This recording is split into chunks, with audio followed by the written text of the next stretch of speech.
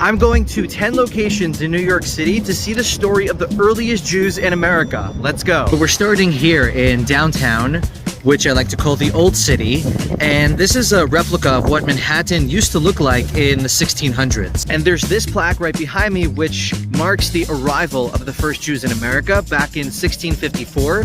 That's 371 years ago. The first Jewish community was right here in this neighborhood of Wall Street today. This neighborhood has several famous buildings like the Stock Exchange, Federal Hall, and Delmonico's. I'm down the street from Delmonico's, and you can see the signpost right behind me, which marks the location of the first synagogue that was built in America right here in 1730. The street is also named after Rabbi Gershom Mendes Seixas, who was a rabbi here in New York and in Philadelphia during the American Revolution. Now I'm in Chinatown, and behind me is the oldest Jewish burial ground in America, which was purchased in 1682, and it is the resting place of Rabbi Gershom Mendes Seixas and his brother Benjamin. I'm passing the Center for Jewish History, which has a lot of exhibits and archives. And actually 2 years ago, I came here to see some documents relating to the first Jewish citizen in America. This is Peter Stuyvesant Square, which is named after the Director General, the governor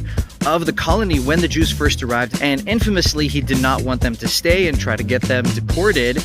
But after they appealed to his bosses, not only were they allowed to stay, but other Jews joined them and helped grow and strengthen and support that first community. But this building behind me was built in 1908 as a public bathhouse, and today it's a recreation center, which is named after Usher Levy. Now, he was one of the Jews who arrived in 1654 and also fought with Stuyvesant to get more rights for the Jewish community. Some of the rights that the first Jews fought for was to be able to have a Jewish cemetery, which we already passed, and also to open a kosher butcher shop. And so in the process, Usher Levy becomes one of the first Jewish citizens in America. Now, I'm here at the current building of the first congregation of Jews in America called Shearith Israel.